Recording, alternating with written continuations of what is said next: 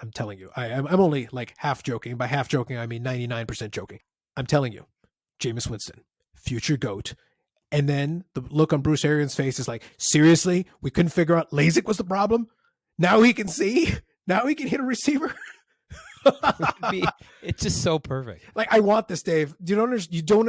I will sacrifice the next 5 years of Packer football if somehow Jameis Winston becomes an all-time great and Tom Brady sits there looking stupefied. I want the Tom Brady face. I will put it on a poster. It will be in my house. You are listening to episode 52 of the Unnecessary Nonsense Podcast, the podcast of two unqualified idiots rambling on sports topics they likely know nothing about for an indeterminate timeline in a hastily thrown together format. Brought to us by Jameis! I'm Carlos Agazar, and with me as always is Dave Turnbull. It's a good use of yelling, I think, Carlos. I mean, it's no Fight Island, but, you know, it's not bad. It's very important. The thing is, I don't really have any hashtag Fight Island here, but you know, Jameis will do.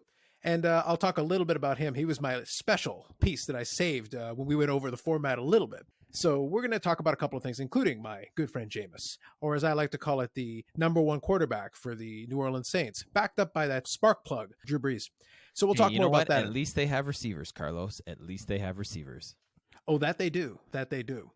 And this year I can actually say receivers as opposed to a receiver.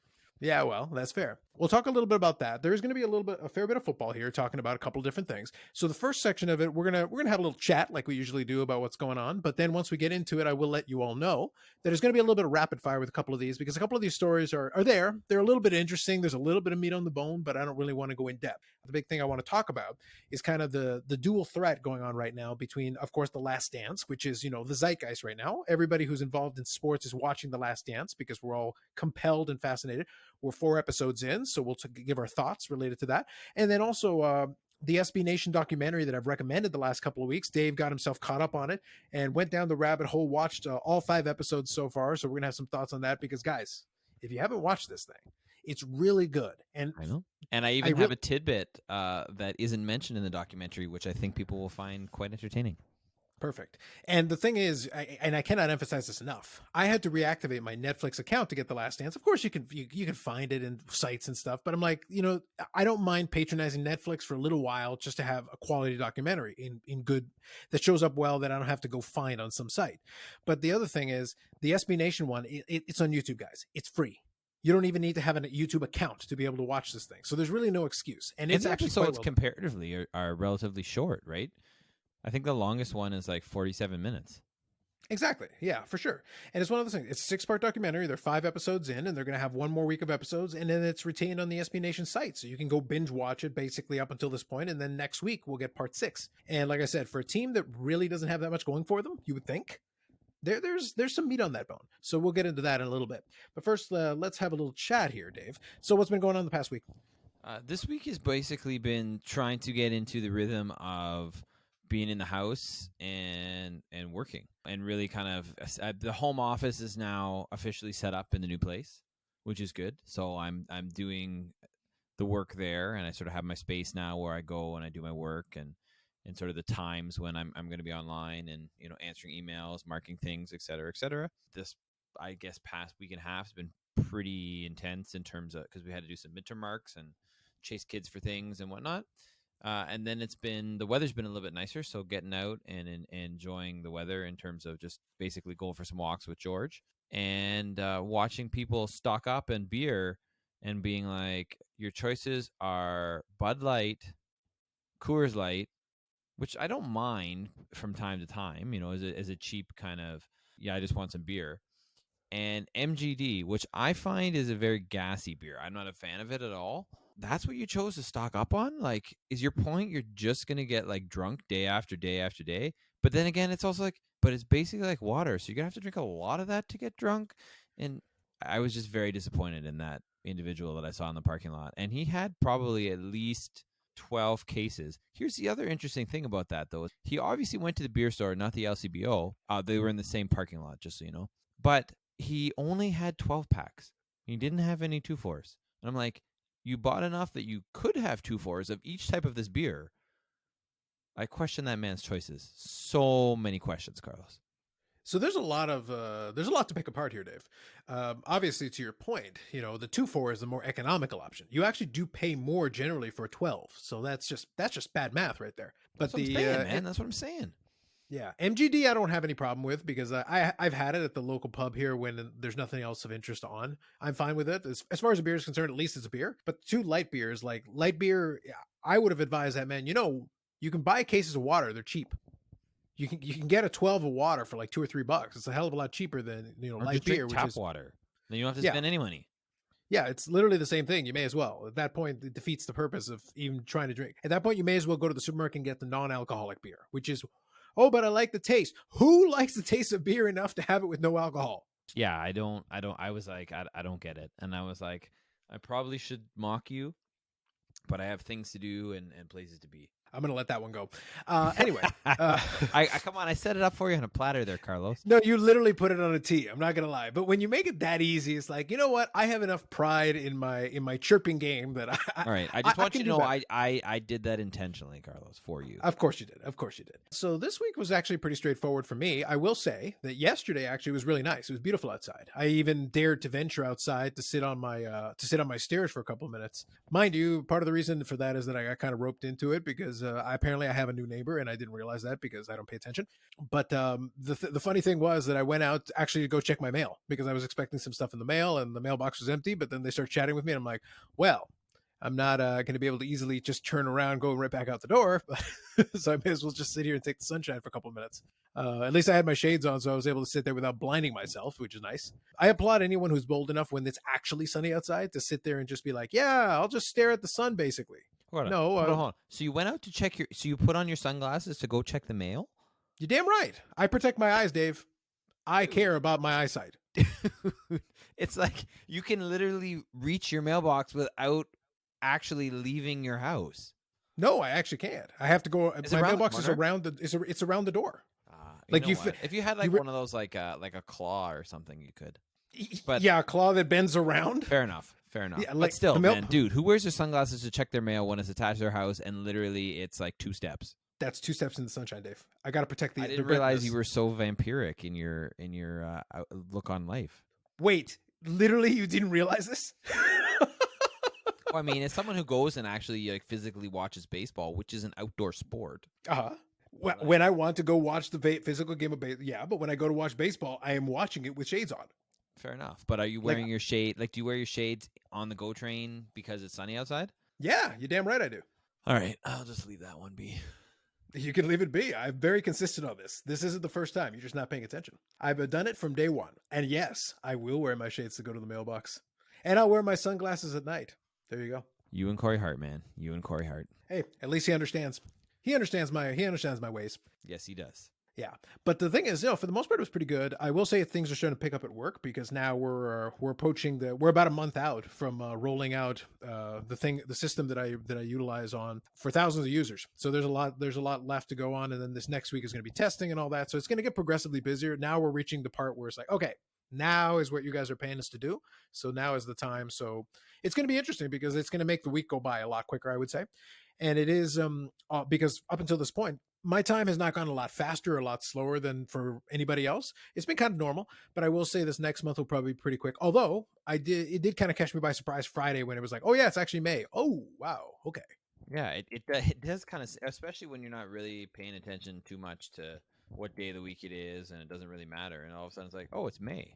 Yeah, I think the other part of it, to be honest with you, though, is that I felt like it's been unseasonably cool for this time of year. I agree. And I'm not actually sure that it has been, because some other people that I've talked to about that have been like, really? No, I don't. And I'm like, really? I think that's perception, though, because I was listening in, I was hearing when I was over helping my parents out with something, they had the radio on and they were having a chat about this. And apparently the April average temperature for us the last couple of years has been around 14 degrees. And I remember that during the whole month, we'd be at 10, 9, 11. So realistically, actually, it's been a couple of degrees cooler than average the whole month. Now, mind you, we're not talking about the difference between 14 degrees and -5, but we're talking about a couple of degrees cooler than usually. When you're talking about an average, there should have been some days it would have been 16, something like that. And it didn't really happen in April. Yeah. Yeah, so I think that's what threw it off. Mind you, if somebody is like I said, it's been like that for so long now. I think people's have weather amnesia. I think this is a real thing. Like they're like, oh, it's always been like, no, it literally hasn't. I like it. Yeah, weather amnesia. Like the weather amnesia thing. Yeah, that'll be my new theory that I'm going to posit, guys. It's weather amnesia. Like, don't rely on your memory. Go look it up, and then you can tell me, and then we can talk about the truth, what actually happened. Because for some reason, when we were all young, it was colder or hotter than reality, and we went uphill both ways in a full blizzard. Part of that might be true, but not all of it. Yeah, I hear you, man. Just weather saying. Amnesia, though, I like it. You could market that. That's going to be a new thing, Dave. If we get nothing out of this podcast, this episode, it is that weather amnesia is a thing. I have identified it, and that is what we're calling it from now on. I support you, man. I support you on this. Other than that, it's been pretty good. I've been kind of enjoying myself, keeping myself busy with different things. I was one of my great joys is I actually started calculating and working it out, and I've realized how much money I'm saving on commuting. And Dave, I'm rich. Nice. I like it. This is what I've discovered. I am now rich. If only because I don't have to spend money on a GO train followed by a TTC. And for some reason, I didn't realize it, even though it totally happened like last month. You don't get a discount going from the GO train to the TTC anymore. Oh. Yeah, you used to get like a fairly substantial discount, and now it's like you can pay full price for both. Bastards. It's terrible. It's one of those things. I think that's a provincial government thing. So if you're in Ontario, Canada, and you take these two things, enjoy paying more. Have fun. Boo. Indeed. Anyway, enough of that. So let's have a little bit of fun here. I'll be honest with you. The first two of these stories, Dave, I'm gonna name them off both right now because my response to both is like, yeah, whatever. Andy Dalton, and you had a thing on Manny Ramirez. Let's talk about the Andy Dalton thing though for a second. Okay. So do you have any particular thoughts on this? Well, this isn't particularly. I don't think it's particularly surprising. Obviously, they drafted Joe Burrow #1, and everyone expects him to be the starting quarterback, and he's obviously going to be. Barring injury or some act of God or something like that. But it's interesting to see. I'm more interested to see if anything actually happens to Andy Dalton. Like, does anyone actually pick him up? One of the things that have been going around in several circles, sort of on the radio, has been that he's actually an ideal candidate for the Patriots job. He would be, just from the perspective. I think that's one of the things making the rounds with the talking heads. And it's been interesting because obviously there's two name quarterbacks, and you can call them name quarterbacks or not. But the thing is, Andy Dalton had some decent success in Cincinnati, considering it's Cincinnati. It's basically him and Cam Newton. And everybody would keep looking at the two. And I think Andy Dalton is an easier one to work with, if only because he can be a bridge. Now, that really comes down to whether they think Jared Stidham is the guy. I have no evidence to suggest he is, but if Bill Belichick has convinced himself, so be it. The truth is, I'd probably try to bring in Andy Dalton for like as little as he'll take as a backup potentially, who can potentially take over if you need him. Well, at this point, I kind of think he would. Yeah, right? you can get him cheap. It's like one of those things, right? I mean, I know you want to talk about this later, or maybe you don't. Maybe you just wanted to rib me at the beginning. But it's sort of this whole thing with Jameis Winston too, right? Oh no, we're going to talk about it later. Okay, I got some thoughts on Jameis. Right, but the idea that the market for you as a starting quarterback is basically non-existent, right? So why not take a job as a backup or even a third string, depending on what shakes down? Where you can learn under someone who's really good.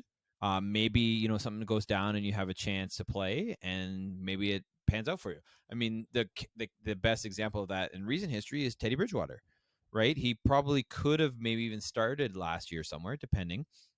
Not could have. Mitchell Trubisky. Okay, but the point is that he said, you know what, I don't like the situations out there. I'm gonna go back to New Orleans for another year. He ended up starting 5 games with the Saints, won all 5, and turned that into a nice contract for himself with Carolina Panthers. Yes. Right. And now he's going to be, again, barring some injury or act of God, he will be their starting quarterback. That's right. No, I'm in agreement with that. And I think it's interesting because the guys get lumped together because you've got, like I said, we're going to talk more about Jameis in a couple of minutes here, but they lump Jameis with Andy Dalton, with Cam Newton, and they're like 3 different scenarios. Jameis kind of understood where he fell in the pecking order, although out of the 3 guys, he had technically the best and technically the worst season of the 3. But there are mitigating circumstances.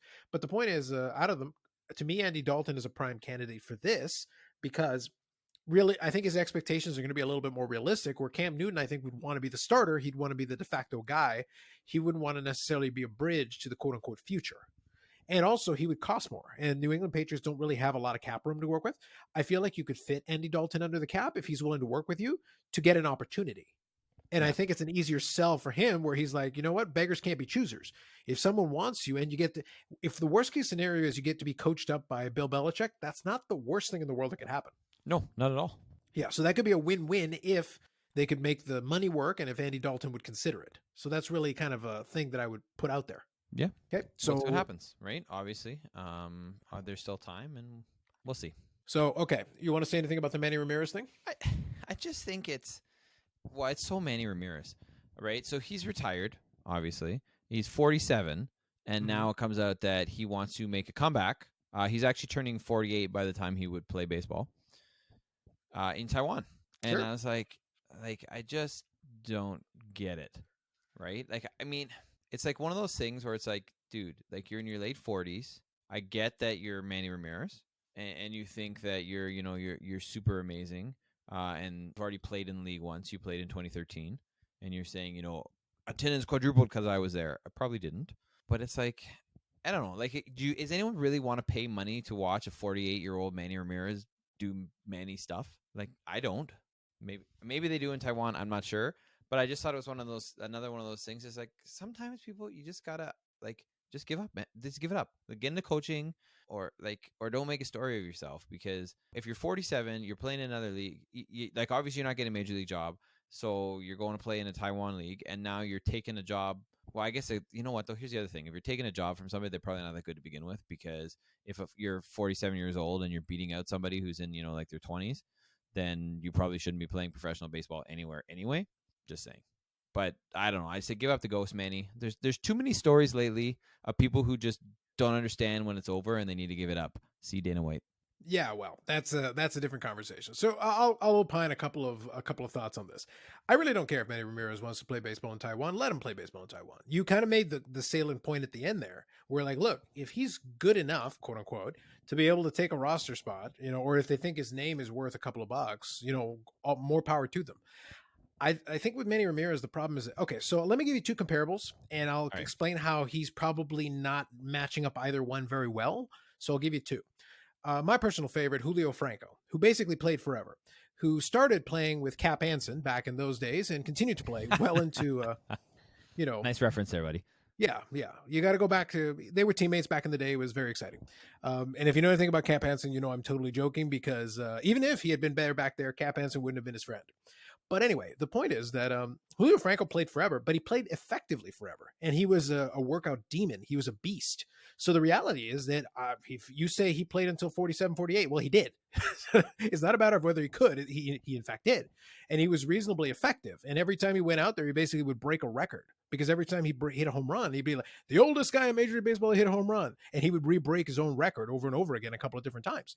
Because he was still Julio Franco. And his story of longevity is inspirational as much as it is shocking the way it worked out. Because he was technically out of the league in the 90s. And then he came back. And then he just kept playing and playing and playing. And it just kept going. So he was a freak of nature in that regard as an athlete. On kind of an opposite end of the spectrum, I would use a guy like Jaromir Jagr in hockey.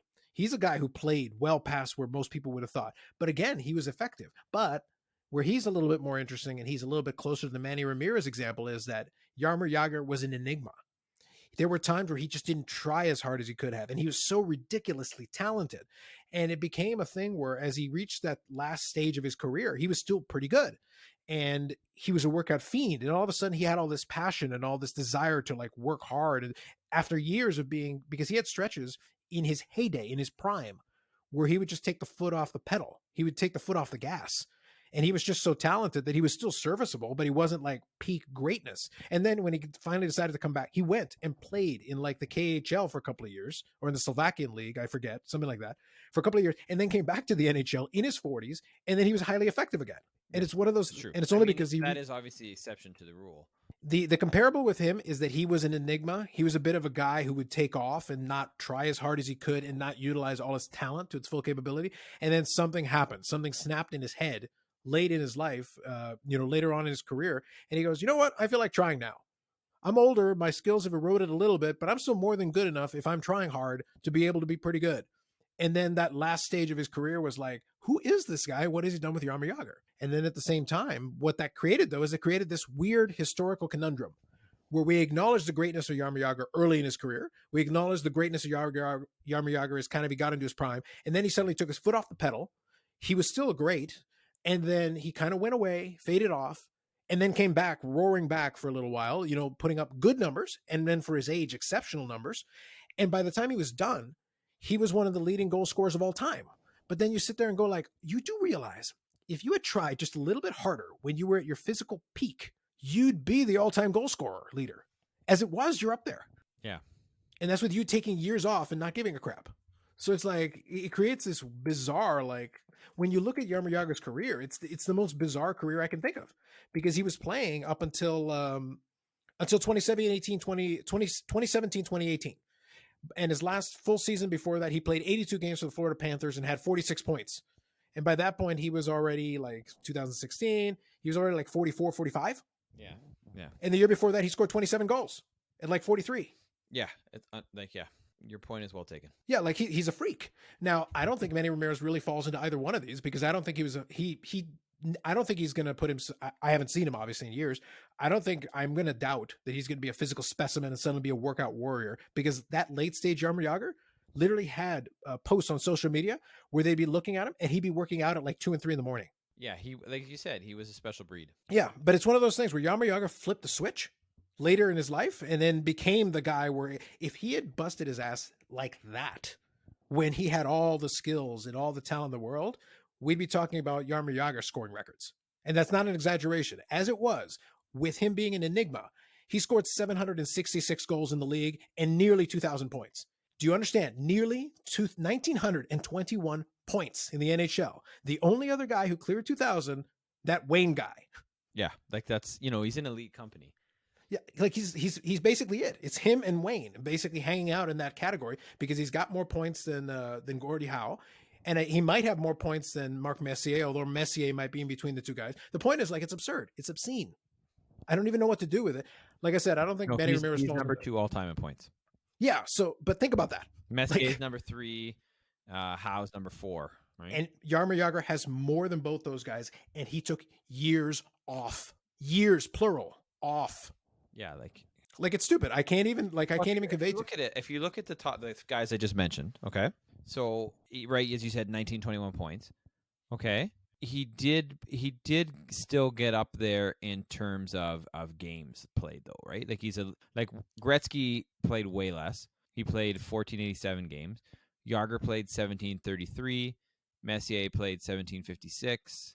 Mm-hmm. Howe played 1767. So yeah, he took some time off. But like you said, like obviously he would have had more games if he hadn't taken that time off. But in terms, of actual games played, his numbers are comparable. But I mean, so if he broke it, he would have done it with a lot more games. That's fair. But here's the thing. Let me say 2 things about that. Number one, he took years. Gretzky's whole thing. Gretzky is always going to be an enigma, and he's an unrepeatable situation, because Gretzky played the prime of his career in the 1980s, which were the highest offensive period in hockey, full stop. Jaromir Jagr started in 1990. Yeah, Jaromir Jagr started in 1990. So the thing is, now you put Jaromir Jagr with his skill set in the 1980s, and he would have challenged some of Gretzky's numbers during that time period, because he was already disgusting in a much harder era to score. But I also mentioned that during some of these times where we're talking about, like, he basically just stopped trying. And this is when I'm talking about this, what I'm referring to, and I won't spend too much more time on Jagr, but I want to give everybody context. When I'm talking about Jagr, remember, I said he was playing. When he came back and played, he continued playing, and he finally played his last season that ended in 2018. Well, by 2018, he's 46. So the thing is, you need to understand that this is 46. When he went away for 3 years, he was 35. Right. There's an entire last section of his career that didn't necessarily have to happen.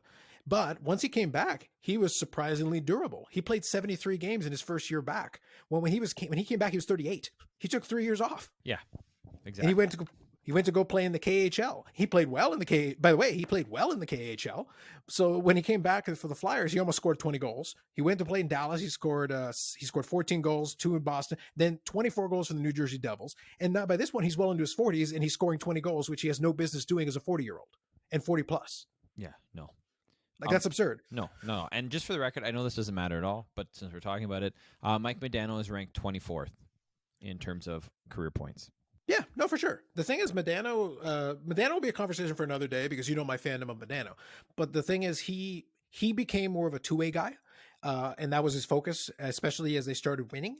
And it was a wise move. Obviously, they were able to have great success with that. But it's one of those things where Modano never got to fully tap his offensive potential completely, whereas Yager got to tap his full offensive potential, but he was also skilled like on another level. The point is with Yager, it's the great what if. Like I said, nearly 800 goals, and there were stretches where he didn't try during his prime, and then he took off 3 years, and then he took off another year kind of in between. So you imagine, you talk about the amount of games he put in. Yeah, because after he came back, he played like another decade. Like, it's stupid. Like, it doesn't make any sense if you really think about it. Stupid. Yeah, you're not supposed to come back and then play another decade when you're already in your late 30s. That's not the way it's supposed to go down. And then also, as a goal scorer, if you're like 35, 36, 37, obviously he almost scored 30 goals as like a 42, 43, 44-year-old. Well, if you can do that at 43, 44 years old, what could you have done when you're 36, 37, 38? Yeah. Well, add another 90 goals to his total. He's at 850. What are we talking about here? Yeah, exactly. Like, that's just obscene. And again, over 2,000 points at that stage. And then you're basically, he's still number 2 all time, but he's number 2, like, way closer than anybody else is ever going to get. And he played in an era where it's not going to happen again. That's the reason why, just taking this off of Yager now, that's the reason why I laud the accomplishments of Alexander Ovechkin, because out of the guys at the top of the food chain in goal scoring, Ovechkin's the only guy who didn't play in the 90s, who didn't play in the 80s, who didn't play in the 70s. All the other guys at the top of that goal scoring sheet all played in one or several of those decades, which were the best offensive decades in hockey history. And it'll never be like that again because the goaltenders are way too big, their pads are way too big, and there's not a lot of room to shoot. That ain't happening. Yep. But there's a little hockey history. Obviously all fair points to make. Yeah, it's just a different era. You can't compare the two. It wouldn't be fair. You'd have to factor in all these things. And like I said, every time they look at Gretzky, they look at his efficiency, but you got to remember, he piled up a ton of that stuff in the 80s where he was a monster. He was just that much better than everybody else at that time. And then injuries started to slow him down, so that's full value. But he played the whole 90s. He retired in 99, so it's not like Wayne Gretzky didn't have plenty of years, although injuries did slow him down. But like I said, some of his contemporaries lost time too, and we'll never know. And there's, of course, going to be the contingent that will be like, well, you realize that Lemieux lost years for cancer, lost years of retirement, lost this, lost that, and he's up there. And if you talk about points per game, Lemieux was a monster too. Yes. Yeah. So there's kind of your hockey history moment there. We did get on a good tangent, but I like the opportunity to go back in and kind of revisit some of these old players, and we'll do more later on. Bringing it all back to what we were talking about, though, Manny Ramirez's thing is a publicity stunt, but let the man have his fun. Why not? I don't care. And it's Taiwan. Like, it's not going to impact anybody. And to your point from earlier, it's not hurting anybody who isn't already on a fringe. If you're a professional player in Taiwan, you're kind of on the fringes of the game anyway. Well, that's true. So I've got a couple of other stories that I want to talk about, but now let's talk about my personal favorite. Actually, you know what? Let me do it this way first.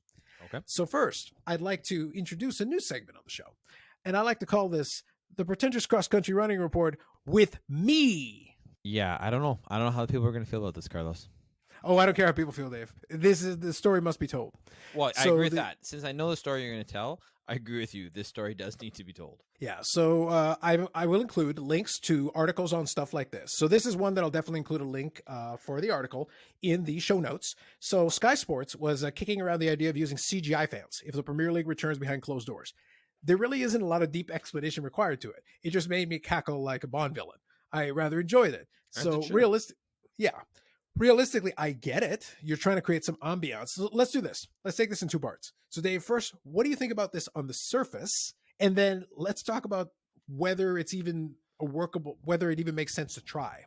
And we'll get into those 2 pieces. Well, I'm of 2 minds in this, and I'll tell you why. The first is because I think it's a stupid idea no matter what. Let's just get that out there. I think it makes more sense maybe in other sports. I think in terms of soccer, it probably makes the least sense of any sport that people watch on TV, that I watch, or that people in North America, let's say, regularly watch on television. And the reason for that is there's no, you don't get the crowd shots because the game is continuous. The clock doesn't stop running in soccer. When you're getting shots of something that isn't the action on the field, it's usually the coach on the bench, referee, but it's not the fans. Yeah, I mean, some fans are going to make it onto the broadcast because, when the ball goes out for a throw in or something like that, or when someone's an idiot and runs on the field maybe. But it's not like they're panning the crowd like they would in a baseball game or a football game when there's more stoppages. Mm-hmm. Right? I think baseball is probably the most prevalent in terms of actually having fans on television, just because that's the way the broadcast goes. So I think it's dumb. I think it's gimmicky. And what the hell's the point, right? Like, who watches I mean, everybody knows that the fans aren't actually going to be there. If you're playing a game it's going to be, if it actually happens, it's going to be out there. Hey, there's CGI fans, right? So what the hell? There's no point because the players, they're not going to be there for real. So it's not going to affect the actual game.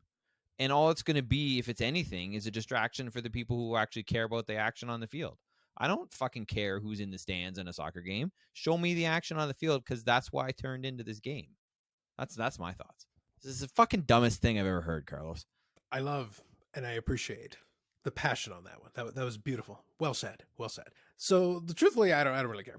In fairness, there's probably some leagues where they've been using CGI people for years. And just nobody's told it.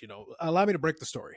They probably at this point they should have CGI soccer itself, because then maybe somebody could score and it'd be exciting. That might help. Maybe use real fans in CGI soccer. They can react to that. Look, I've told you of several high scoring soccer games in my top 5 list that we did back a few weeks ago, Carlos. They were both games had more than 6 goals scored in them. Just putting that out there.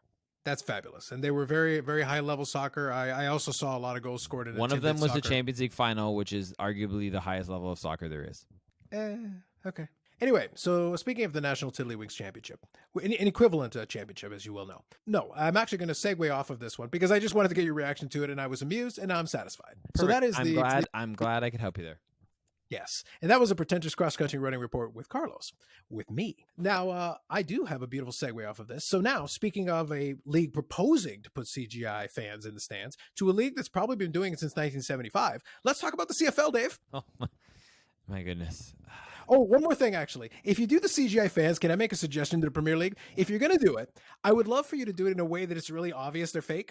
I want you to do it like say, a mid-90s WWF video game, where as soon as you get closer, as soon as you zoom in a little bit, they're like a cardboard cutout. There actually is no depth to them. They're like one-dimensional. That would be amazing. Yeah, I like it. Like, literally just be a digital person that's like, this could not be any more fake. Exactly. We understand. We appreciate the irony, and we've done it anyway. That would be kind of fun. That's what I mean. At least be tongue-in-cheek about it. Be really obvious. Like, guys, this is really what we're doing right now. And it's literally just filler. It's to give somebody some work. We're giving a CGI artist some work. So, that could be fun. Anyway, so now I'm going to talk a little bit about the CFL, or as I shall henceforth rename it, the new CHL, the Canadian Handout League. Dave, the CFL wants up to, let's be clear, up to $150 million from the government, and at least $30 million for now to kind of offset the fact that there's been delays and that potentially there could be a lot of lost revenue based on not having games going, because we're approaching the time when things will be starting to wind up for the league. And if they miss games, which they very likely will, or miss the entire season, which is possible, then they're looking to have this money to keep as a kind of a bridge loan to keep them afloat. Although it's not really being treated fully as a loan, but I guess some of the commentary from Ambrosi, or is it Ambrosi? Or Ambrose? Yeah, Ambrosi, yeah. Yep. So Ambrosi's kind of alluding to it being kind of a loan, but the proposal isn't necessary. There's a little bit of legalese wrangling here going on with that. But basically, in effect, they're asking for this money to keep them afloat. Now, Dave, you're uniquely qualified to answer this one for me. As a member of an institution who my tax dollars are going to, where I reap zero benefit, can you explain why more of my tax dollars should go to another thing that gives me no benefit? First of all, your tax dollars go to lots of things that don't give you any benefit, Carlos. Yeah, but can I opt out of these two? I would argue for you personally, most things give you personally no benefit. Oh, yes. And that's a factual. But I don't need to add more, Dave. But you'd also be a hermit if you could be. So there's that too. That's fact. Look, generally speaking, I have no issue with tax dollars going to these types of things, provided it's a loan. If the money's going to get back to the league, I start back to the government at the end of it.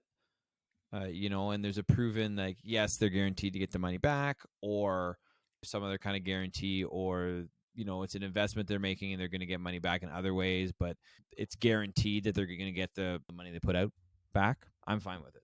The thing I struggle with this is the CFL is not the only league that's talked about potentially going bankrupt as a league if they don't play. There's several leagues in Europe, soccer leagues, that have been kind of going back and forth with this. The highest profile league I've heard talk about it is the Bundesliga, which is the top level of German soccer, which I find hard to believe, but that's what happens when you only read headlines and you don't really get into the nitty gritty. With the CFL, like, here's the thing, like, on the surface of it, I don't like the fact that they're asking for a government handout, but if it's going to be the death knell of the CFL, which is a Canadian institution, I think, sometimes governments have to just swallow it.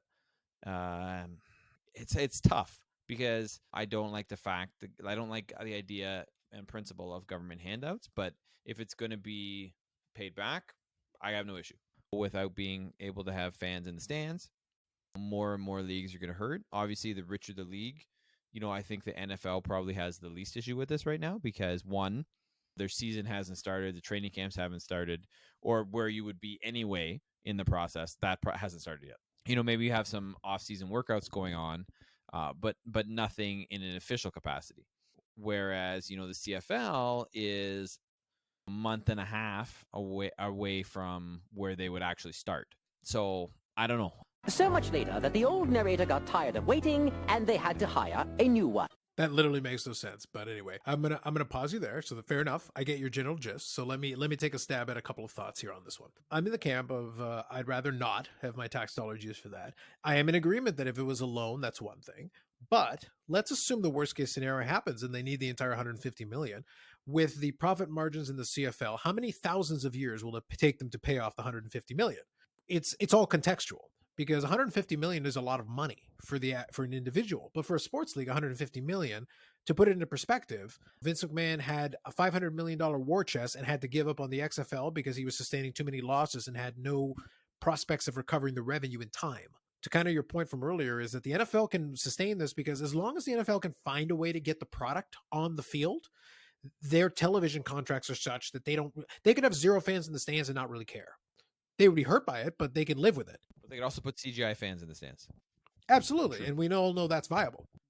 The CFL, and this is where I take two angles on this. So from one perspective, I hate the fact that they would be borrowing money because I'm being consistent with my position of I also hate when municipalities give money to a team for an arena.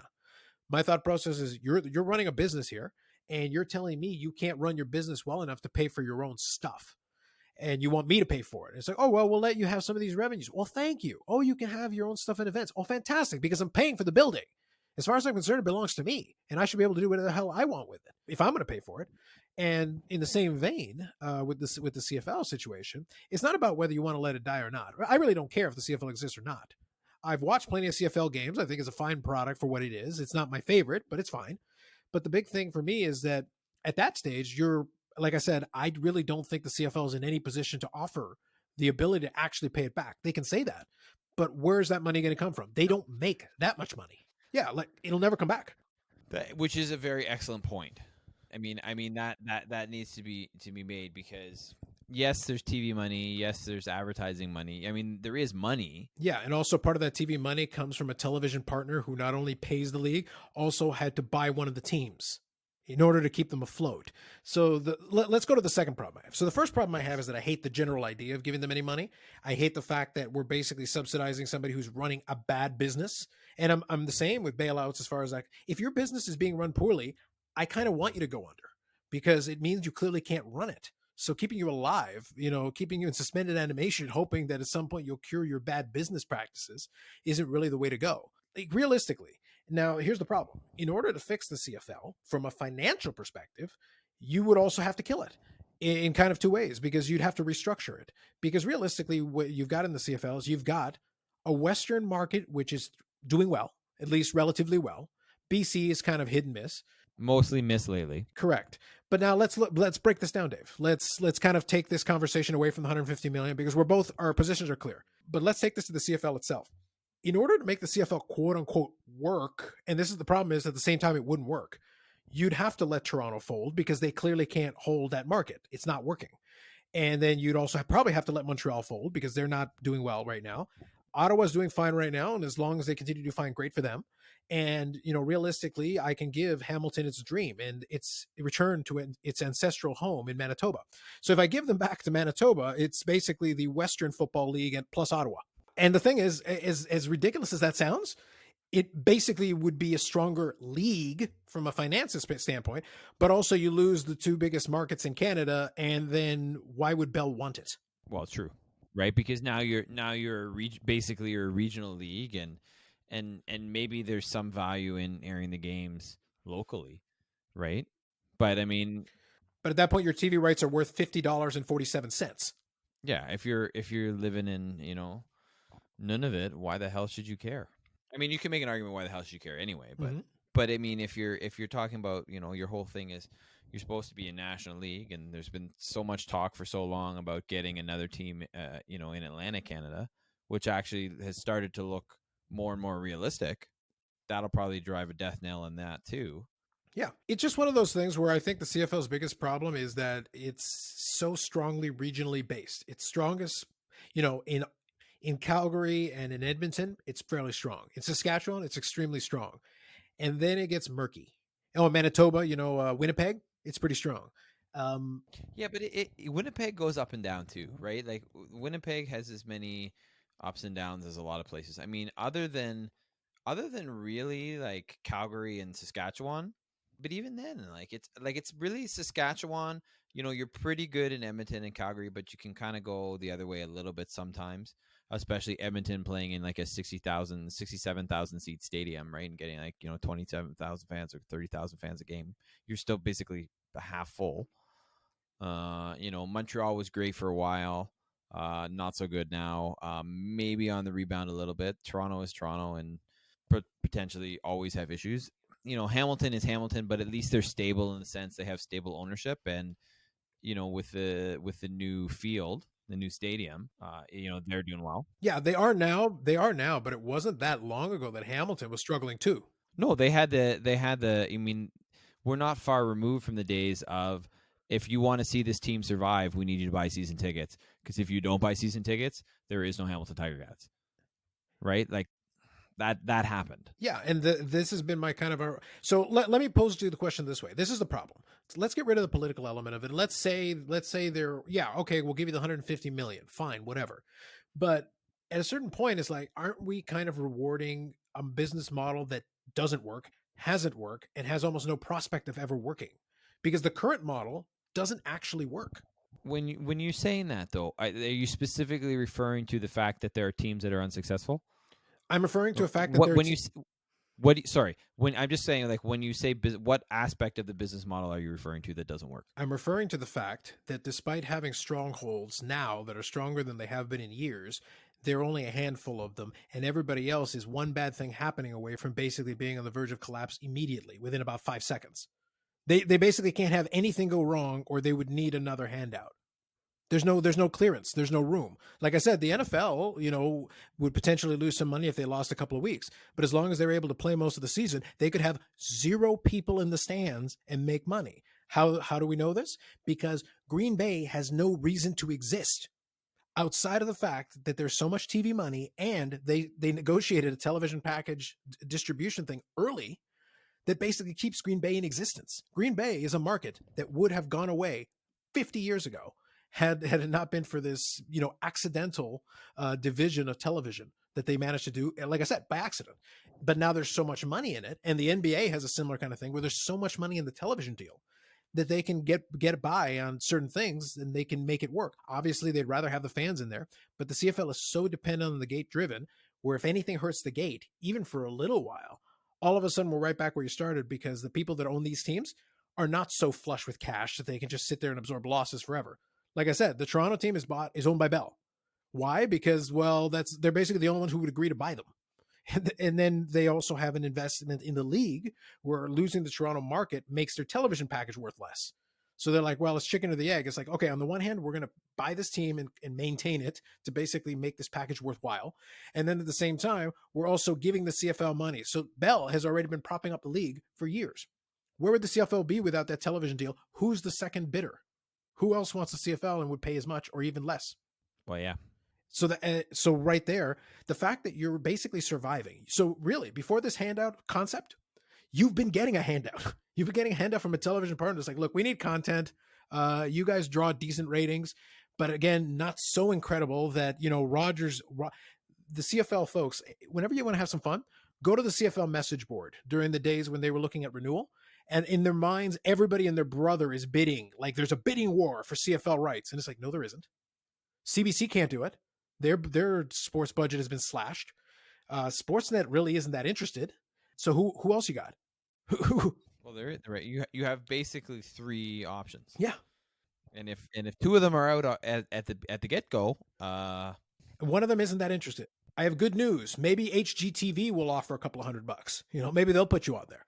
Now you're doing home rental shows with football players, and then you get the game. That might improve ratings, Dave. I was going to say there's a marketing opportunity there, Carlos. Yeah, flip this house in the CFL. Yeah, I don't know, man. I might tune in for that. You might. You would definitely tune in for that. But the point is that, like, I'm saying this. I'm saying seriously. No one loves slagging on the CFL as much as I do, and I have earned the right because I have been to multiple CFL stadiums in various iterations. The old in various states of weather. Correct, and also I've watched preseason games, regular season games, playoff games, a Grey Cup. The 100th Grey Cup, and, clearly the high watermark of CFL's history with Bieber and my presence. Like, that's pretty much as high as you get as the CFL. But the reality is, so I've earned and I've been a season ticket holder for multiple years, for multiple teams. I've earned the right to be able to mock them as much as I feel like. But because I've seen the product. It isn't one of those things, oh, you've never, yes, I have. I've seen it. I've seen it plenty. Live, in person, on television, I've seen it. It's okay. And to be fair for you, you've dropped a fair amount of money on the CFL. Indeed. And that's the thing. Like, I've got a freaking, Ottawa jersey with my name on it because I thought it was funny as hell and I like the color scheme. But it's not like it's something that's, proudly displayed in my home. It sits in the closet with other jerseys. But is that a Rough Riders or Renegades or Red Blacks? That was Red Blacks. Yeah. That was just a dig I got in there for Oaks, just so you know. Exactly. But the thing is that, like, this league has not managed, with all this time that has gone by, the fact that they would need, even before the season has presumably started, with the knowledge. And, I give Ambrosi credit because he's doing the math. He's crunching the numbers. I don't blame him. He's looking at it and going like, we have no other revenue streams. There is nothing we can do here that is going to give us any room to tide this over. It's not like we have a war chest. And that's damning. You don't have a war chest. You can't absorb any real losses here. And that means your league is kind of on weak and rickety ground. And how are you ever going to improve that, with or without this loan? Yep. Point made, I think. Like, all jokes aside, like, I would be troubled by the fact that you need this loan faster than just about anybody else. You need it more desperately than just about anybody else, because you could very easily go under as a league very easily. And then what? Yeah. So it's one of those things where it's just like, it's like I said, I wanted to take a couple of minutes to talk about this because I thought there's a couple of angles to look at this. We're talking about CFL's history. We're talking about their present. We're talking about the way that their things are structured. I don't know what's going to improve. Whether they get this or not, I don't know if their future is really secure. I think it's just kind of, you're kicking the can down the road and hoping that all these problems will just poof, go away. And they won't. Anyway, so, no, that was good. That was a good discussion. Let's talk about, yes. Before we get to the documentaries, though, there's one more thing I need to talk about, Dave. Sticking on the football theme, let's talk about my favorite topic of the week. JAMEIS! Yeah, you know what? Here's what I'm saying, Carlos. Here's what I'm going to say. Okay? So, he didn't have options. He obviously wasn't going to start in Tampa Bay because they've got Brady, right? The man wants to make some money, so I think he's getting paid like $1 million with potential, and there's incentives for, bonuses based on performance. Yeah, I think there's like $3.5 million bonus or something like that. I think he can get close to 5. Yeah, something like that. But here's the thing: he's had the laser eye surgery, Carlos. He's had the laser eye surgery, so I'm thinking everything is going to change now because of the laser eye surgery. But it's not going to change anything for New Orleans because he's not going to play. Well, we'll see. Drew Brees did get hurt for a little bit last year, so it's not like it's not. I mean, it's not out of the realm of possibility. But they also have Taysom Hill, who at this point I would trust much more as quarterback than I would Jameis Winston. Hold on. This is interesting. I understand conceptually, but I don't know about that. I think the love affair with Taysom Hill is fascinating because he's a great athlete. Let's be clear about this. He's a great athlete. And as far as like a prototype athlete, it's funny because, we talked about the CFL here in the last segment, but basically the Winnipeg won the Grey Cup on a quarterbacking performance like what a Taysom Hill brings to the table. The ability to run, take off and run with the ball and throw the ball a little bit as well. I think Taysom Hill has like a $20 million contract, something like that for like 2 years. I don't know what the actual, he's being paid well, right? Yeah. Like but I mean like really well. Like when I'm saying well, I think, I'll look it up, but the point is like he is the de facto number two because of what he's getting paid. And when they're looking at it from that perspective, yeah, is he worth $21 million to the Saints? Yeah, so it is $21 million with a $60 million guaranteed. It's a 2-year deal. So $60 million guaranteed is excellent. Like if you think about it, it makes the situation with Jameis fascinating. The reason being is that when you're looking at it from that perspective, Jameis has everything to gain and really nothing to lose. I'm sure he could have probably squeezed another team for a couple extra dollars, but realistically, not much more because it'd have to be a team that was willing to take a flyer. And the Saints have that luxury because they still have Breeze in house. Sure. Yeah, they have Breeze in house and they've got Taysom Hill theoretically as well. And if all else fails, they can throw Jameis in there. But I don't know who the real number 2 is. Although I guess Taysom Hill has to be because of what they're paying him. That's what makes it interesting to me. Yeah, honestly, I think they took a flyer on Jameis because why not? Because if Jameis is starting multiple games for you, things have gone very badly. Because you also have to keep in mind that obviously Drew Brees is the starter, that's no question. And Taysom Hill, regardless of anything else we talked about, or you want to make an argument, or other people want to make an argument, he knows the system. He knows the offense. He's familiar with the players, right? Whereas Jameis Winston doesn't have that. So it's going to take, I think, a lot of bad things to happen for Jameis Winston to see regular time. I think this is sort of just a stopgap for him that really it's like, hey, let's take a flyer on him. And then Jameis is like, you know what? I want to get paid, but I want to get back to a starting quarterback and where somewhere where I can go and learn and sort of work in a system that's going to help me move to, the next job. Right. And I think it sort of works out for both sides in that I don't think either side really has much to lose. I agree with that. I think it's a low risk, high potential value proposition. But I, for one, Dave, I'm looking forward to the day when we all just acknowledge the fact that LASIK Jameis is now prepared to take his rightful place as the real GOAT after the Tampa Bay has blasphemed by bringing in the faux GOAT. I mean, to be honest, like obviously where I stand, and the listeners who have listened to this podcast repeatedly, one, I'm sorry because why anyone would listen to this for that many times, your ears must be bleeding.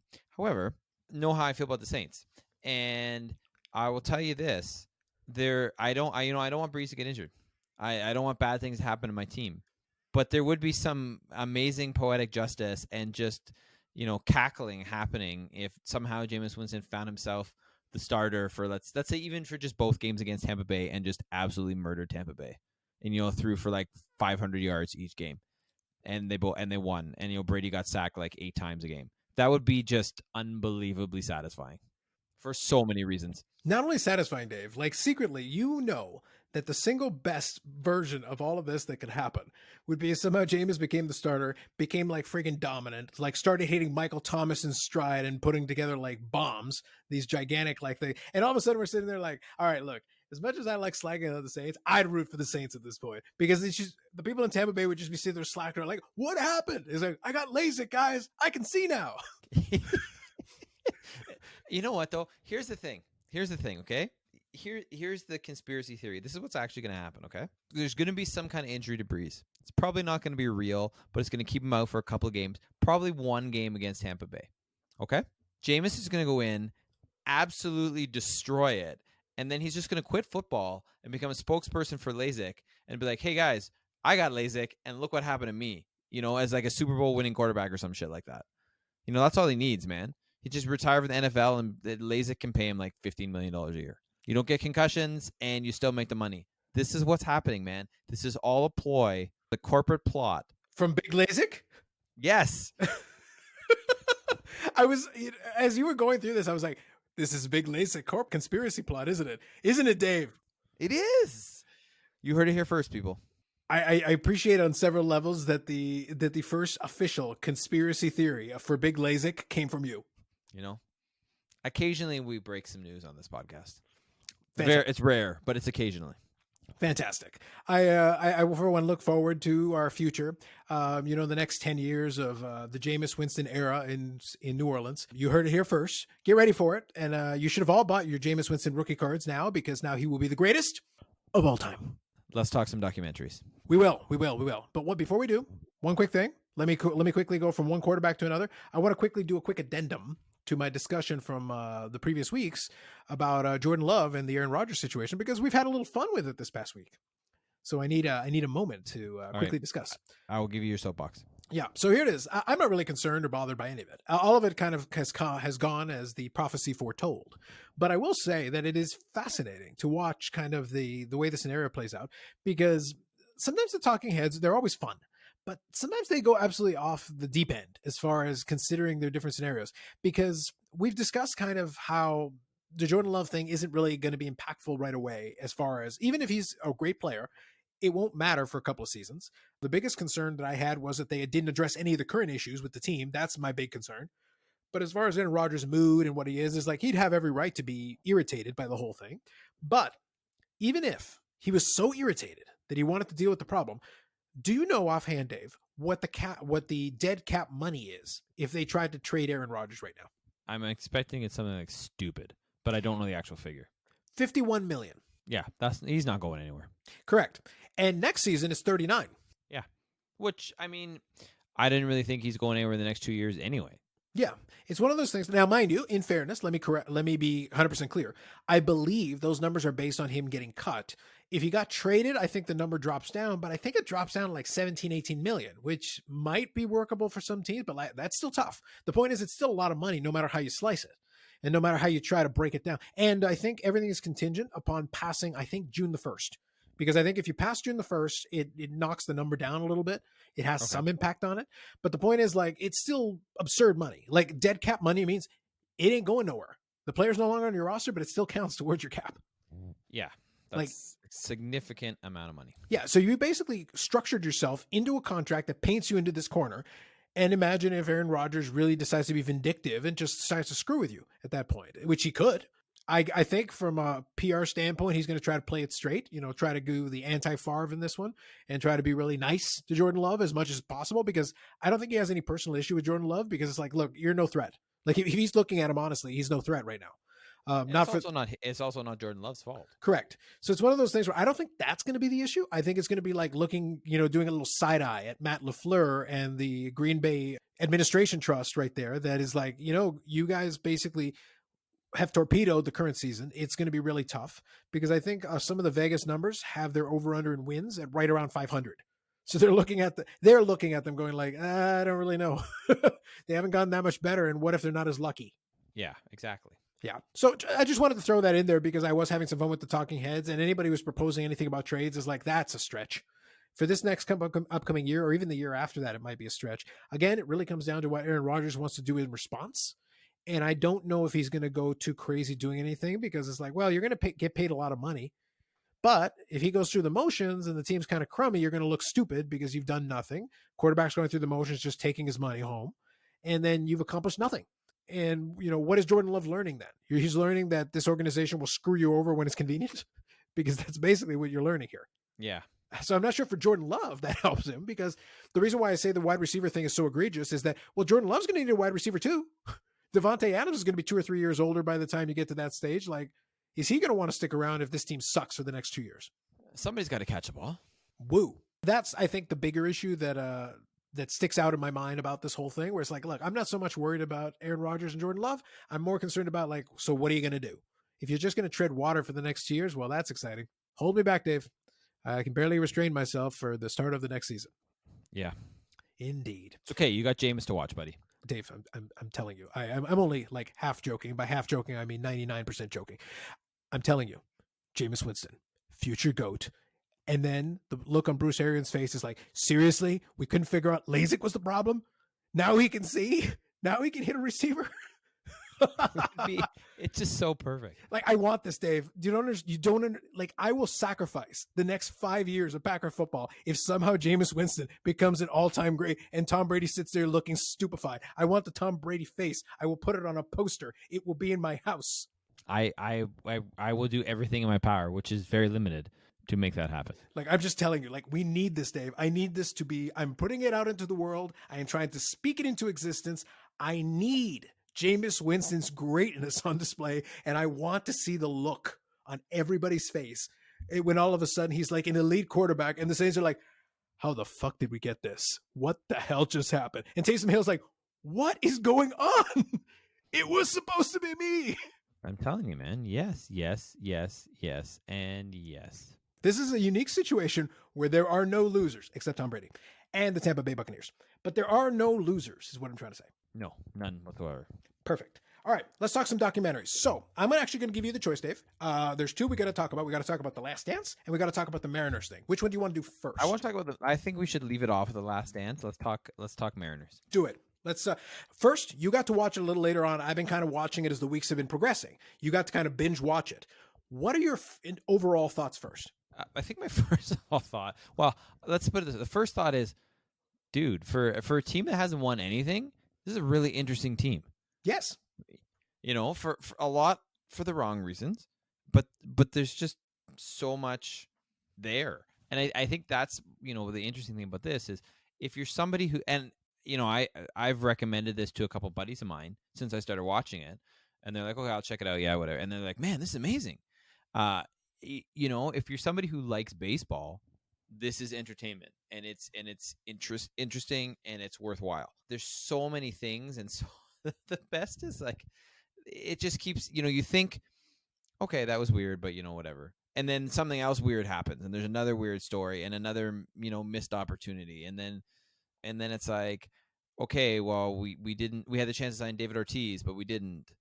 But, you know, it's okay because we got Griffey, and then Griffey leaves town because they get rid of a stadium, which was a really shitty stadium, but it was better for hitting home runs, you know, and they literally, let me interrupt for a second there. They literally design a stadium that goes directly away from Ken Griffey Jr.'s strengths, when Ken Griffey Jr. is a large part of the reason you even have the stadium, which only existed because you were able to have an incredible playoff run where you defeated the Yankees in the playoffs that propelled you. By the way, the futurely dynastic Yankees, who were about to go on a huge run of winning, you know, 4 World Series in 5 years.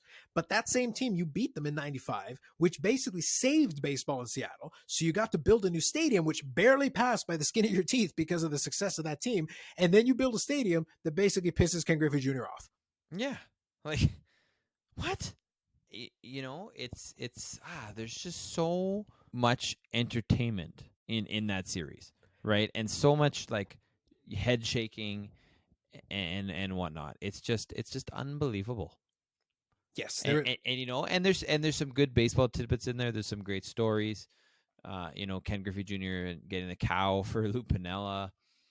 You know, the Jello with the guy's toilet in the manager's toilets in the hotel room where they took all the furniture away too. You know, the guy getting locked in the porta potty overnight. The fact that Seattle baseball is possible because an arsonist burnt down a stadium. And, you know, it's like you're just hitting the highlights of some really weird shit that happened with this franchise. But then there's also, like, you know, the unbelievable talent that went through Seattle and has nothing to show for it in Seattle. You know, somebody like Randy Johnson. Obviously, Randy Johnson won a World Series later. You know, Ken Griffey Jr. never won a World Series, but you know, is one of the all-time great baseball players. Ichiro, right? Amazing baseball player, and that's the, you know, the thing about. I didn't necessarily like the tail end of the most recent episode, but you know, when they're breaking down Ichiro's stats and you know what type of hitter he is and where he compares to other people in baseball, and it's just unbelievable because the majority of the things that have happened in this documentary that they've shown us, I was not aware of prior to, you know, watching this. Now, can I quickly say a thing? Just I don't want to interrupt because I want to keep going down the Ichiro side of it because that is fascinating as well. But if we also considered, again, in the random thing of happenstance, that part of the reason that Ichiro was so interested in even going to Seattle was because he idolized Ken Griffey Jr., who he met earlier in his career, And he ended Right. up in Seattle because of him. And then by the time he got there, Ken Griffey Jr. was no longer there. Correct. It was like Ichiro's first year was, I think, Griffey's first year in Cincinnati. I believe that's right. Yes. Which You is know, like, so how quickly it lines up as well, but obviously doesn't at the same time. it's this team's luck in a nutshell. You have this player, this transcendent player who puts up one of the greatest runs, basically a decade of greatness, year after year after year, and does extremely well, and then ends up getting so frustrated. Again, you built a stadium that played against his strengths and basically pissed him off, and it was like the last straw. And then he went back home. He went back home to Cincinnati, and it made sense from that perspective. But it's like he basically was a magnet that drew Ichiro to you. And it was a situation where, like, think about if you hadn't pissed him off, and if you had been like, hey, we love you, we'll give you whatever you want, stick around, and he decides to stick around, and then you get maybe a couple more years of Griffey with prime Ichiro and A-Rod. Yeah, I forgot. Yeah, like it's just I don't know. The man. point, Dave, what just happened there is my point. You literally forgot about A-Rod, who was great. Because there's so many other things going on and so many other people to talk about, and all this jazz, right? Yeah, and the biggest and the winningest season in the franchise's history was the season that Ichiro got started, won the MVP, won the Rookie of the Year, and they won 116 games and then got smoked in the playoffs because reasons. But also they did this without Ken Griffey Jr. They did this without A-Rod and without Randy Johnson. Yeah. I'll also point in about Randy Johnson. Did you ever realize how close he was to becoming a Blue Jay in 1993?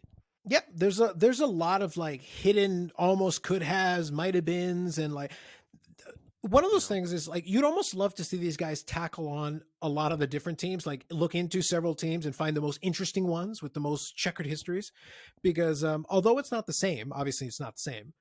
I would love to see one of these deep dives into the Blue Jays, because the Blue Jays started in '77 as well, but also could have come over because San Francisco was almost relocated. That's true. That is true. So there's a couple of, weird intricacies with that. Mind you, the Jays are not nearly as fascinating as the Mariners, but there's some quirks, I'm sure, in there that you can find. And obviously the Jays did eventually win. But one point that I've made several times is the Jays as an organization overall, if you take away a certain run, so basically from the time we were born, you take 83 of the first winning season, straight through the World Series years. And if I want to extend the window of the team being competitive and pretty good, I can push it as far as 98. That's about as far as I can go. And if I really am generous with the definition of contenders or with, pushing the envelope, but then they go into this swoon where they just continuously fall short. And they're basically just in the middle of the pack. They're not terrible, but they're not great. They're mediocre year after year after year. And then they don't win anything. They don't make the playoffs again until 2015. They go over 20 years without making the playoffs. And they have a great run. And then they have a great run in 2016. And then back to the tank. But you can argue that at least they had some success. Seattle obviously hasn't even had that. And the talent disparity, like the Jays cannot boast the level of talent that Seattle had under its control, whether on the big club or in the minors, all at the same time. Yeah, it's I don't know. It's just crazy. It's flabbergasting. It's just it's shocking how much potentially great you could put together an all-star team if you take the best players of that Seattle Mariners team of that decade and put them onto the same lineup card. And you just look like this is a murderer's row. This team's great on paper. They're phenomenal. And for some reason, they just were never able to put all the pieces together at the same time. And then a couple of other points I'll hit on here real quick. Did you find it strange, the whole segment about how managers would randomly leave the team when they were presumably successful? Yes. It was just like Lupinella leaving for Tampa Bay. Yeah. And then also there was the other one. I can't remember who was the other manager who also randomly left. Yeah, I don't remember off the top of my head either. Yeah. But there was another manager who left literally mid-season or late in the season. It's like, yeah, I'm going. Yeah, I don't have the passion for baseball anymore. And then he goes and coaches in the minor leagues. Yeah, and it's just weird. I don't know. I mean, there's not really much else you can say, right? Other than, yeah, it's just weird. Yeah, I would say I would recommend folks definitely check it out because it's fascinating. But one more thing I want to hit on here about that documentary as well, and we talked about it a little bit offline. I found the style to be fascinating. I like the style because it's unique. For those of you who haven't had a chance to see it, check it out. I'm serious. Like, really check it out. but it's basically like a breakdown of the franchise. It's a breakdown of all the seasons. And then you're creating these charts showing, how many games above 500 you are at different stages. And that gives you an indicator of like how good or bad a year was. And then, but they're using this as like a device to be able to go backwards and forwards in time. And it's very simple because you're not really showing like these extensive clips, although you show pictures and you'll show some video clips. But the majority of the documentary is off of this grid, off of this like calendar of time in the franchise's history, and then showing these charts, chart after chart after chart, and showing you different ways of breaking down data. Yes, and don't forget the LA Law music. Yeah, that was one of the comparisons you made. I mean, the production value is extremely low, but I feel like that is part of what makes it so entertaining. But let's get this right, though. The production value is low relative to like what you expect in a regular documentary. But at the same time, putting all those graphics together to actually make that thing go actually requires some work, because that stuff, it doesn't just get thrown together on its own. Somebody had to create all this stuff and then render it and be able to put it in such a way where you're putting it in there. Mind you, it's just giving somebody who, with great CGI capabilities a job to be able to play around with that stuff. Maybe this will be the person who makes CGI fans for the rest of the leagues, as is the future. Realistically, though, it makes it for a very unique style because you're still looking at it. You're like, okay, I'm kind of fascinated by what's happening on the screen, but at the same time, it's not the normal documentary I'm used to seeing. This isn't a Ken Burns production. This isn't one of those things. It's something else completely. I think you need to take that into consideration while you watch it. I don't think you lose anything. I think the narration is like top notch. I think the actual descriptions and the way that this is done and kind of the way you slow down and speed up, and then the narrator's reacting to what's happening a little bit. Occasionally you'll have these moments where it'll just stop. It just like acknowledge something weird. And then a couple of tongue-in-cheek references there. I think it's a good style because I believe John Boyes is the one who's responsible for a lot of the narration, and he's great. And he does a lot of videos like this on that SB Nation channel, and it's crazy. Whenever John Boyes is doing narration, it's fascinating. I mean, I can't comment on that. I haven't heard him on anything else that I remember, so. But I'll take your word for it. We have to get you on more SB Nations, Dave. He does a lot of ones there. Well, I did watch a couple others. He wasn't the one doing it, but I was like, okay, there's some good content here. Oh, yes. Yeah. So that would just be a general recommendation for everybody. Check it out. Check out that channel, because even if this isn't the one you want to check out, there's a bunch of, sports beefs. They do breakdowns on a lot of stuff. They'll do rewinds on some big time games, and you can check out a lot of very interesting stuff that they'll put together for those. They've got a unique style, but I think it should be more popular than it is, because it's actually quite good. If you really like your sports and that you like seeing things broken down, they do a pretty good job. The fact that they got 6 parts out of the Seattle Mariners, just think about that. And it's not a case where you're like, man, I wish there was more than wish there was it, right? Like it's there, right? Like it does a great job of covering it, and there's nothing you're wishing wasn't part of it. Yeah, I think they found a good narrative and managed to get into a groove and found a way to make it interesting. And they broke it up 1 episode per week, so it gave people 6 weeks of content. So I think that's a winner. It was well done, and I'm appreciative of it. So I think we'll talk about maybe episode 6 when it comes out, because obviously I'm interested to see the conclusion and see how they wrap the whole thing up. But there's been a lot of revelations and a lot of interesting stuff. I won't spoil any more of that for you, but there's definitely some real interesting insight if you're not too familiar with the franchise itself. So that leaves us with our closing item, which is episode 3 and episode 4 of the Last Dance documentary, documenting the rise and fall of the final Bulls championship team. Is there anything in chapter 3 and chapter 4, Dave, that struck you as particularly interesting? Well, yes, but I want to say something else for this, because I feel this is important to mention, and goes to exactly what you were saying last week. Did you hear what Ken Burns had to say? No, not specifically. Any chance? What about it? So you know who Ken Burns is, right? I literally referenced Ken Burns a couple of minutes ago. I only bring that up because the interview I was watching, the one guy was going off about it. Well, I started listening to on NBA radio. The one guy was ESPN. But the one guy was going off about it. The other guy was like, "Who's Ken Burns?"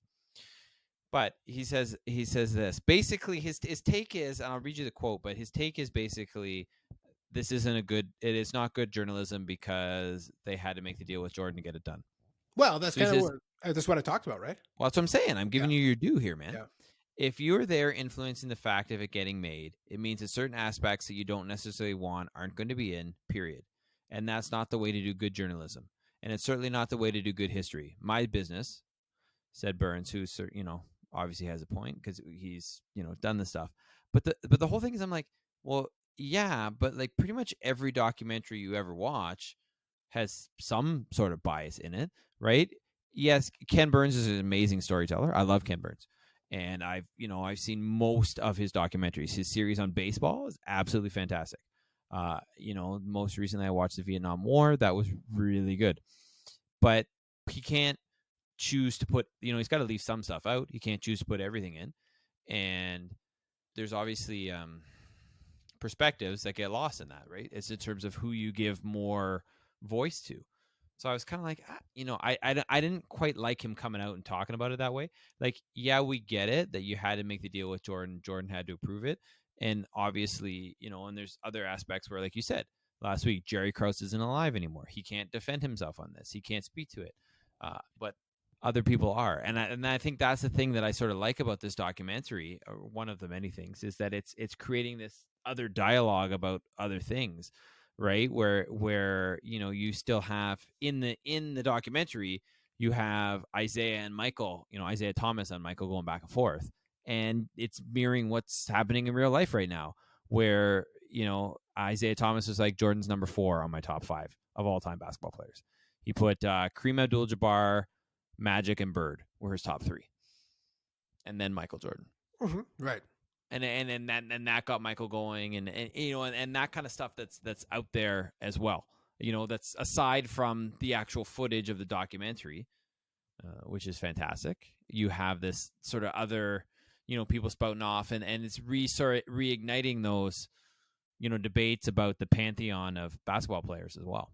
Yeah, for sure. So I'll say a couple of things on this. I'm kind of in agreement with Ken Burns, though, because it's one of the things that I mentioned when I was talking about it last week, is that doing a documentary is like doing an essay. You're trying to prove a point, whether you intend to make it blatant or not. You're making a case for something. You are doing a narrative. You're creating a story. You're crafting a story, and you're choosing what gets included, what doesn't get included. Back once upon a time, like I said, back in the Stone Ages, when Dave and I were in school, we did a course called Historical Methods. It literally basically talked about this. Who's your narrator? How valuable is this source versus another source? A primary source versus a secondary source? I'm not going to get into all that, but the truth is that where you get your information is just as important as the information you're getting. And as long as you keep that perspective in mind, you can usually kind of counteract it.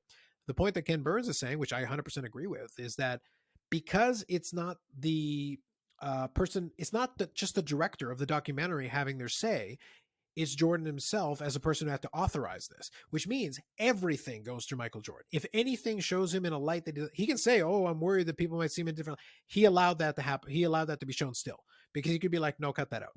He literally has complete creative control. If we're being realistic, he has total creative control over the narrative of this documentary, which means it's not the director's vision.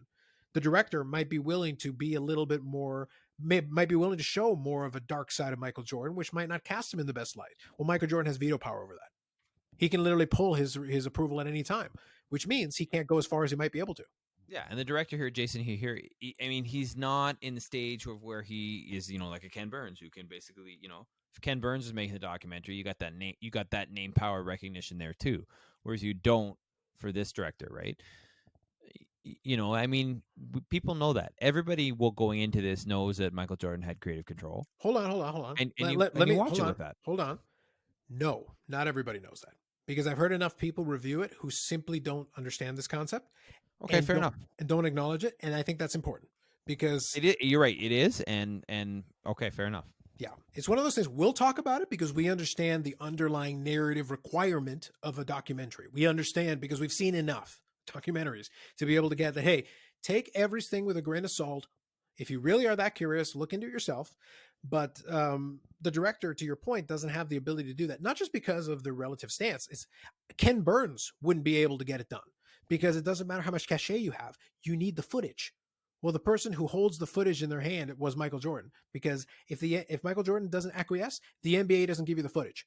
It stays in the vault. And that's 3/4 of what this documentary is about. It's that footage from that season, because they got access that nobody else got. And the exclusivity of the footage meant that whoever held the footage, which in this case was the NBA, and they were working with Michael Jordan on this, whoever controlled the footage controlled whether this documentary would ever see the light of day. And because of that, you got to do whatever they want. Yeah, no, and I get that. And I think That doesn't mean that you shouldn't watch the documentary. That doesn't mean it isn't great filmmaking. That doesn't mean it's not a compelling story. And all those things. You just have to understand everything when you go into it. No, I agree. Like I said, I've literally recommended to folks that they check out the documentary because I think it is fascinating. But I always begin with the same precursor.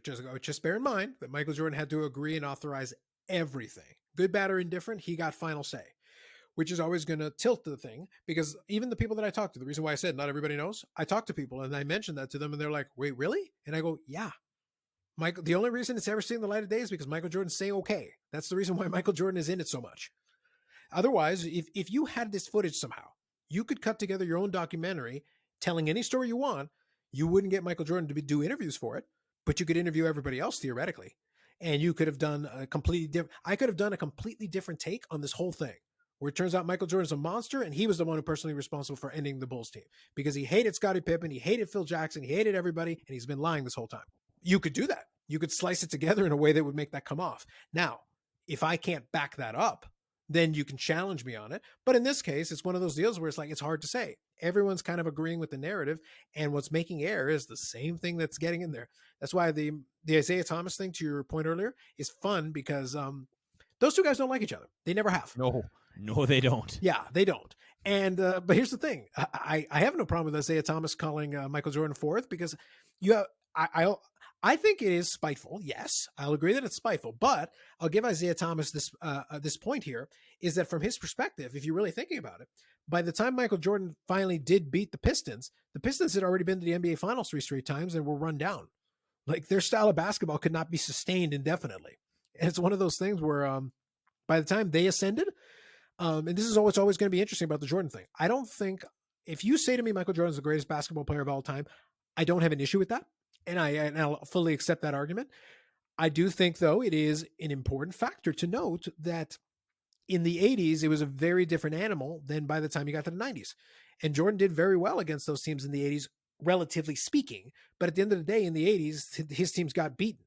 It's one of those things where they highlighted and give you an example of what I've been talking about earlier.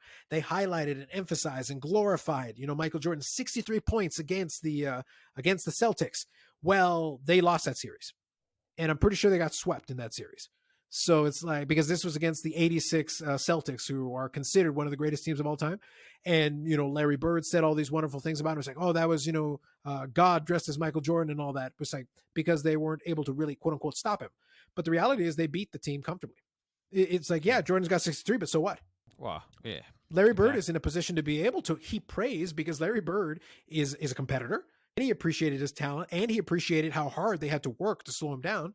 But at the end of the day, I'll let you score 103 if it means I win. Yeah. So it's one of those, exactly. that Celtics team was not losing to Michael Jordan. It didn't matter how hard he tried. And then by the time he got to the end of the 80s and the early 90s, when Michael Jordan finally started asserting himself and that team got over the hump and dominated, the Bulls team had been forged by putting the pieces together over a couple of years. Scottie Pippen got into his own. All these pieces came together. And they were playing a very different brand of basketball by the time they got to the early 90s. Well, the Showtime Lakers were done. The Celtics were broken. Larry Bird was was basically a year away from being virtually retired, because I think he retired in 93. And by that point, his back was broken. So he was done. Magic Johnson was about to go away because he was going to be diagnosed with HIV. He was done. The Bad Boy Pistons were done. One of the Bad Boy Pistons is it's a completely different context. I'm not devaluing anything they said. But one of the arguments that I always have with folks when I'm looking at it, I'm like, I have to look at, you have to beat whoever's in front of you. And I'll give you that every time. Somebody made an excellent point on one of the shows that I thought was interesting. The road to the finals for the Bulls was generally more challenging than the finals themselves. And that was a point that I've made in the past, where I look at those finals, those NBA finals, and I'm like, okay, you beat the Lakers for your first one. Cool. The Lakers barely had any steam left and they barely were able to put up a fight. They did the best they could, but again, the Showtime Lakers were dead. So it was done for those guys. Kareem had been retired for years already at that point. Like, it was done. And then you go and play the Trailblazers in your second championship. Clyde Drexler, great player. Was that team great? Well, they weren't able to get back to the final any other time. Third one, the Phoenix Suns. They were an upstart team. Charles Barkley was at the peak of his powers. Awesome. Right after that, Michael Jordan went away for 2 years. During those 2 years, it was the Houston Rockets. In theory, based on this premise, The Phoenix Suns should have been back to the NBA Finals, and they should have won the finals those 2 years, or at least one of those 2 years. But no, it was the Houston Rockets. Where the hell did the Houston Rockets come from? You look at those mid-'90s teams. Well, the Knicks ascended, and, it looked like they were going to go over the hump. They didn't win anything during that time either. And then you go to the second three-peat, and, 72-10 and all that. And, Bill Simmons makes a great argument for the 72-10. Was that a great team? Absolutely. Do you know how many teams in that year? It was an expansion year. Do you know how many teams in that year were actually under 20 wins? How many legitimately bad teams were in the NBA that year? A lot. There's a huge discrepancy, a disparity between the good teams and the horrifically bad teams that year, which meant that the Bulls had some basically cakewalk wins through the course of that year. 72 wins is 72 wins, but again, we have to look at context. Of course. So it's one of those things where it's going to sound like I'm trying to devalue the 90s Bulls. I'm not. But I'm looking at it from the perspective of, look, I'm not saying it was easy. I'm just saying the game changed, things changed, circumstances changed. And then by the time you get to the end, so I just covered the 4th championship. Well, how about the last 2? They played the Utah Jazz twice. Okay. Karl Malone and John Stockton, great players, Hall of Famers. Great, right? Here's the thing. Where were they up until that point? Because John Stockton and Karl Malone were Michael Jordan contemporaries. They were both in their mid-30s by the time they got to the NBA Finals for the first time. Where the hell were they? Yeah. You're making some, I'm like where you're going with this, Carlos. You're making some good observations. Yeah, I posed the question. All I'm doing is just posing the question, like, look, I'm not knocking any of but I'm questioning these. Are these really legitimately great teams that you're beating in the finals? Or are you just beating the team who's in front of you? And by the way, the Bulls aren't the only team who have the situation where you have to look and consider it. Let me quickly pander to myself really quick, and I'll bring a comparison to hockey. What I mentioned about my affinity and love affair with the late 90s Dallas Stars, right? Yes. Okay. Let me paint you a simple scenario. I can very easily, if I had the ability to change outcomes, what if I told you I only need to change the outcome of 4 hockey games, and there's a really good chance the Dallas Stars could have won 3 consecutive Stanley Cups? I'd be like, tell me what you got to say. 4 total hockey games in 3 years, Dave. This is all I need to do. In 97... Sorry, I just got a breaking notice. Andy Dalton's signed with the Cowboys. Dallas? For 1-year deal worth up to $7 million. I greatly will enjoy seeing the Andy Dalton Dallas Cowboys when Dak Prescott doesn't sign his tender. That would be amazing. I would love that so much. Yeah, that's interesting. Well, at least now one of the dominoes has fallen, so now it's just Cam Newton who's unemployed. Yeah. That'll be interesting. That's fair. So really quick, I'll lay out the scenario for you just so you understand. This is a thought exercise just for people. So what you need to understand is that the 97-98 Dallas Stars were an excellent team. I want to say they won the President's Trophy, but that might not be right. But the point is they were a very good team. And the thing with that team is that they got to the conference finals. And in the conference finals, they were able to go to 6 games against the Detroit Red Wings. And what happened is they lost in 6 games, as I said. But when it came down to it, is when I'm saying you need to just change a handful of outcomes, well, that becomes really easy, because if you look at the outcome there, is you lose in the conference finals, you lose in 6 games against the Detroit Red Wings. Well, let me make it easy. You win, 2 games there. Well, now you're in the Stanley Cup final. Well, that Detroit Red Wings team that year, going back to this Chicago Bulls comparison, who do you think the Detroit Red Wings played in the Stanley Cup final in 97-98? You tell me, Carlos. Washington Capitals, and they swept them in 4. Yeah. The thing is, up until that point, the Detroit Red Wings had to go to 6 games against the Phoenix Coyotes, 6 games against the St. Louis Blues, and 6 games against the Dallas Stars. They had opposition at every turn, but they barely scraped by to beat those teams, but then they were able to just hand the Washington Capitals their ass. So whoever gets out of the West gets the Washington Capitals. You're telling me a 49-win Dallas team that was pretty well stacked for bear couldn't have beating that team? They got 109 points in 97-98. You're telling me that team couldn't beat the Washington Capitals in 97-98? Yeah, exactly, right? Like there's a lot of what ifs there. So like I said, I only had to change 2 games. I let the Washington Capitals series play out. So whatever happens, happens, but probably they win. 98-99, they beat Buffalo. We know about that one. I've talked about it enough. The following season, they get to the Stanley Cup final again, and they lose in 6 games to New Jersey. Game 6 was an overtime game. So remember when I said I only need to change 4 outcomes? All right. Dallas wins game 6, goes to game 7, wins game 7. They win back-to-back Stanley Cups. So here's my best case scenario and worst case scenario, Dave. I changed 4 outcomes in 3 years. 4 total. Scenario 1, they get to the Stanley Cup finals 3 straight times, win 2 out of 3. Scenario 2, they win 3 out of 3. Yeah. How's that? That's why I try not to spend a lot of time talking about that because, one thing here, one thing there, right? And then you're just going, oh, I wish. No, I get you. But the thing is, when you're talking about, if you talk about football, it's one thing because it's hard because it's one game playoffs. When you're talking about series, you normally can't affect an outcome that much by just changing a game or two. Well, in this scenario, I changed 4 games over the course of 3 seasons, which is basically 300 games. I only need to change 4 outcomes in 300 games. And I get potentially back-to-back Stanley Cup championship teams. Think of the legacy of that franchise and the players on those teams if they win 3 consecutive Stanley Cups at the end of the 90s into the early 2000s. Unbelievable, right? That's sickening if you really think about it. And it's one of the, that's sports in a nutshell, Dave. That's how close the Dallas Stars came to a dynasty, and they were almost there. They almost got there. Yeah, like it's wow, right? That's the fine razor thin line. That's why when you see a legitimate dynasty, you give it its credit. That's why I say you give the Bulls their credit. I don't take it away because you got to beat whoever's in front of you. But when I look at that comparison, the Washington Capitals were probably the weakest of those 3. The Buffalo Sabres had Dominic Hasek at the peak of his powers and Michael Peck at the peak of his powers. That team was great. And then you take the 99-2000 New Jersey Devils, Martin Brodeur was still at the peak of his powers. 2 of those teams were real strong. Yeah. So you don't get to so if they had pulled that off, you give them full mileage and full credit because that's against dominant, and you had to get out of the West where you had to beat Detroit, where you had to beat Colorado. You had to beat these dominant teams full of Hall of Famers everywhere you go.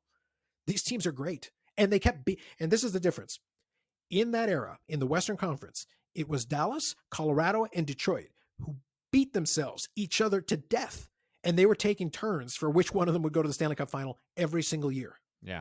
So that's where one of those things where I have to look at the Bulls in context because I'm like, were they great? Absolutely, they were great. But then I keep going like, yeah, but it would have been one thing if you had been great and then occasionally had like a real foil. I struggle to figure out who the competitor was that could stand up to the Bulls and give them real trouble once they started rolling in the early 90s and once the teams that were I look at it almost like the Bulls were the dominant apex predator in the 90s. So I'll use this nature comparison for you, Dave. They were the dominant apex predator in the 90s, but it was almost like they became that after the dinosaurs died. Okay, I hear you. But I'm just saying, think of the era where the dinosaurs lived, where you had the T-Rex and the Triceratops and all these gigantic, and then they all died off, and now you're the biggest mammal left. So of course you're dominating, but you couldn't beat the T-Rex and you couldn't beat the Triceratops and you couldn't beat, the Stegosaurus. Well, yeah, exactly. Because they've died off. And then when they died off, you were the biggest one left. So now you're going to crush everybody. Yeah. No, it is. It is too bad that there isn't that other team on the other side during that run, really, right? Like you had Detroit at the beginning. I mean, when you talk about like the battles between the Bulls and the other teams and the continuous battles, you're really talking about ones where they lose. Yeah, that's right? The thing. Like they kept losing to Detroit until they beat them. And then once they beat them, it's not like Detroit reloaded, came back. That's why I use the, not just to be self-serving. The reason why I use the Dallas Star comparison from that era is because for like a solid decade, those 3 teams were beating each other over the head. It was the same 3 constantly. It was Dallas, it was Colorado, it was Detroit. And if it wasn't Dallas, it was Colorado. If it wasn't Colorado, it was Detroit. And they would meet and fight again and again and again. And usually the recipient on the eastern side would just be a lamb to the slaughter because they basically iron sharpened iron. And by the time they got there, they're like, we had to go through hell to get here and we're going to kill you. You're just in the way. Yeah, right. Because I mean, and you don't think about the team a lot of the time that wasn't on the winning end of those, right? So you don't think about Dallas as much as you think about the other 2 because Dallas only won the 1. Mm-hmm.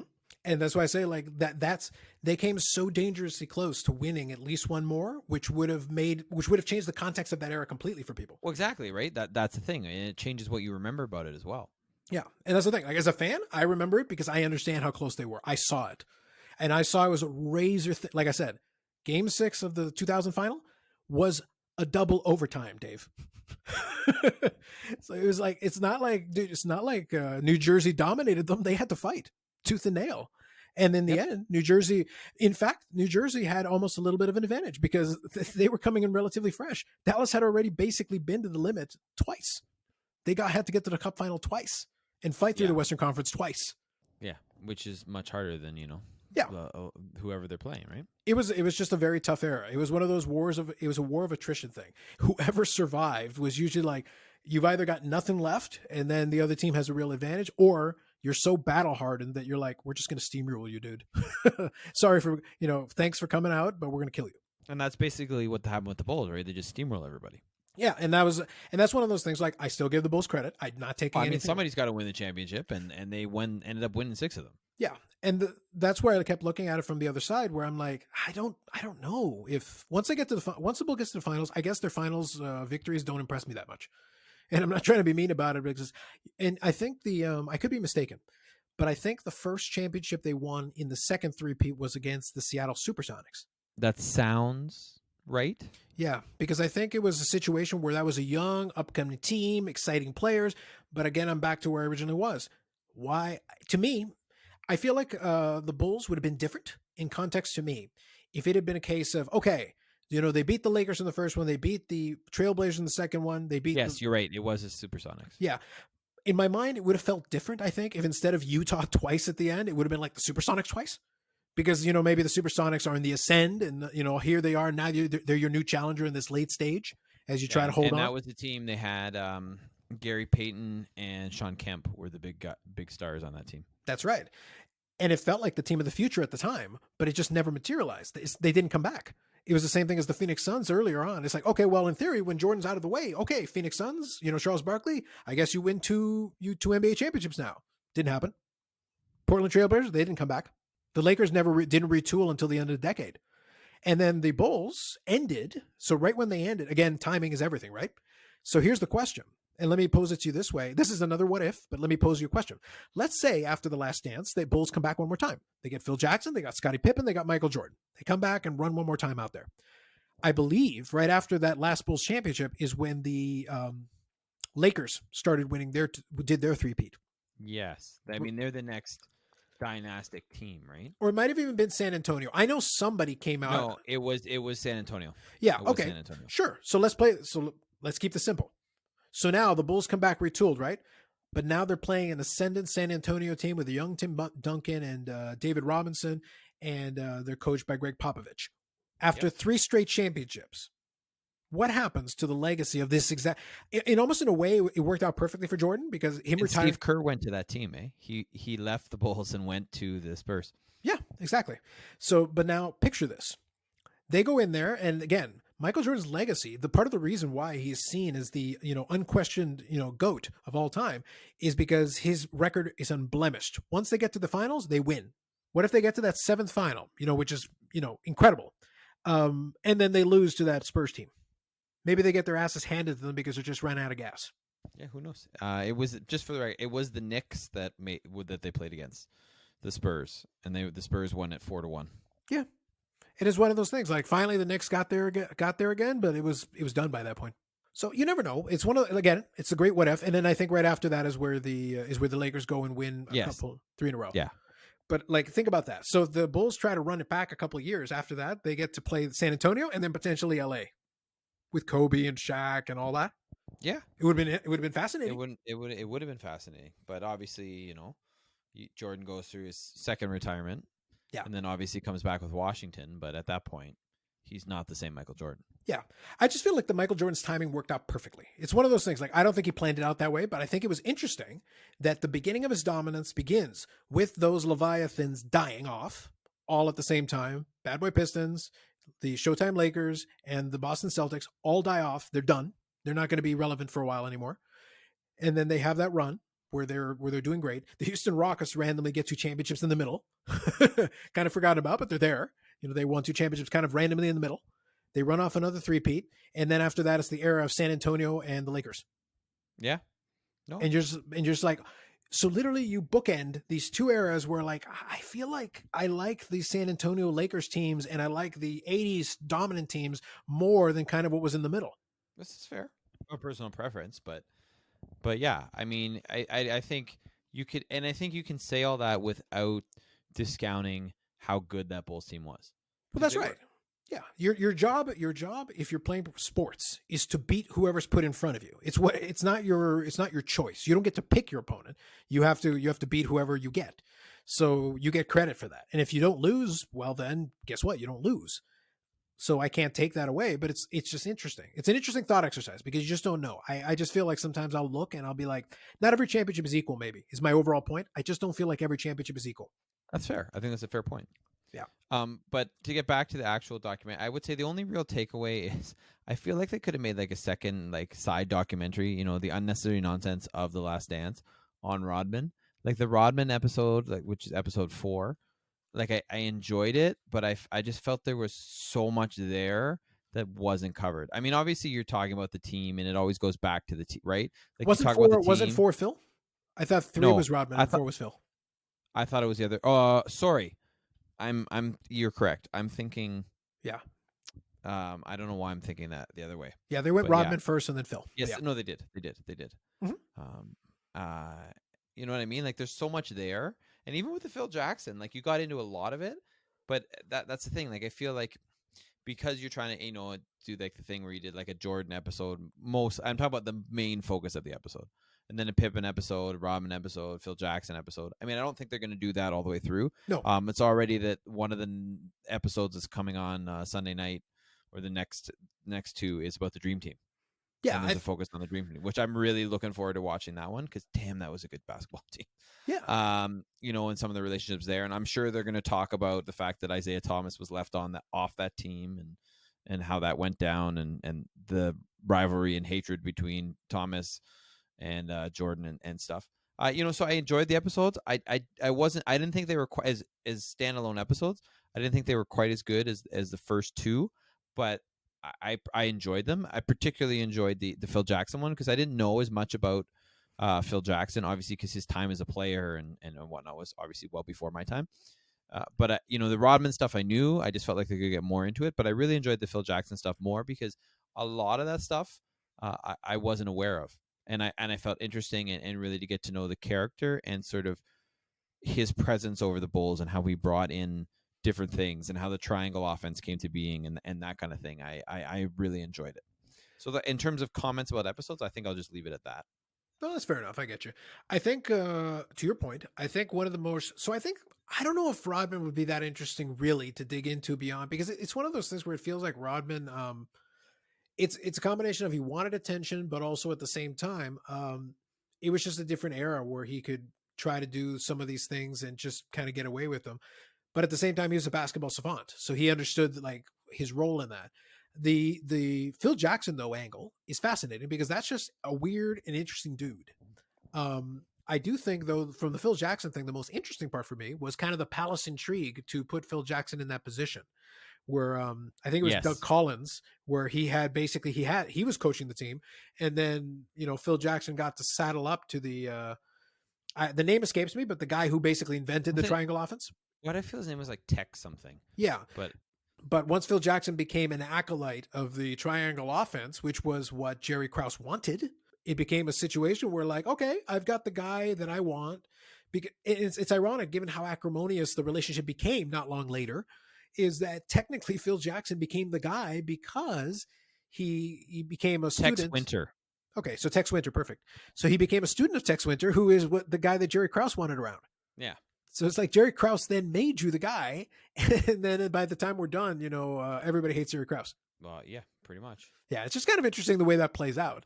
To your point, I think, there's going to be the Dream Team episode, and I think the focus is now going to shift more to Jordan and the season itself, but I think they wanted to establish the characters. Although, you know, I think the way they're going about doing it so far is quite good.